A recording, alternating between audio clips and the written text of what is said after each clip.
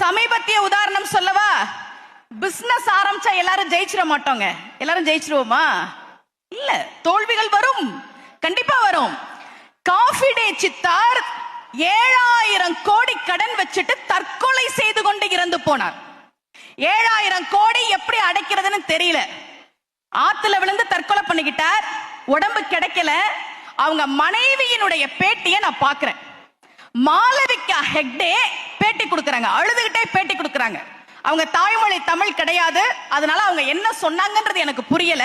ஆனா கணவர் உயிரோட இல்ல, உடம்பு கிடைக்கல, 7000 கோடி கடன். என்ன பண்ணுவாங்க அந்த பொண்ணு? எவ்வளவு மன அழுத்தம் இருந்திருக்கும், எவ்வளவு நிர்பந்தம் இருந்திருக்கும். எல்லா ஃபார்மாலிட்டியும் முடிச்சிட்டு சிஓ சேர்ல வந்து உட்கார்ந்தாங்க. பெண்கள் நல்லா கேட்டுக்கங்க, 7000 கோடி கடனை அடைக்க முடியாம காஃபி டே சித்தார்த் இறந்து போனார். ஒரே வருடத்தில் அந்த கடனை 1700 கோடியாக குறைத்தார் மாளவிகா ஹெக்டே.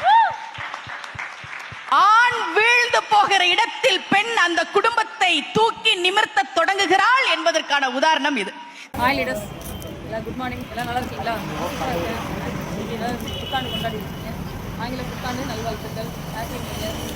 இன்னைக்கு நீங்கள் 1ஆம் தேதி ஜனவரி புத்தாண்டு சூப்பராக என்னோட ட்ரீம் பைக் இருக்குங்க. நிறைய பேருக்கு இந்த நாப்கின் அவங்களுக்கு நிறைய பேர் பைக் இருக்கும்போது கண்டிப்பாக இதில் சம்பாரித்து இந்த டைமண்ட் டைரக்டர் முடிச்சு கம்பெனியோட ஈடியாக இருக்கேன், எக்ஸிக்யூட்டிவ் டைரக்டர்.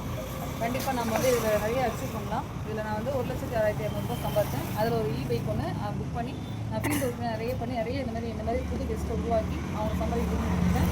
நீங்களும் இந்த மாதிரி எங்களோட ஜாயின் பண்ணிங்கன்னா ஆக்சிஸ் இந்தியாவில் நிறைய சம்பாதிக்கலாம், ஜெயிக்கலாம். வாழ்க வளர்க, நலமுடன். Thank you very much. தேங்க்யூ.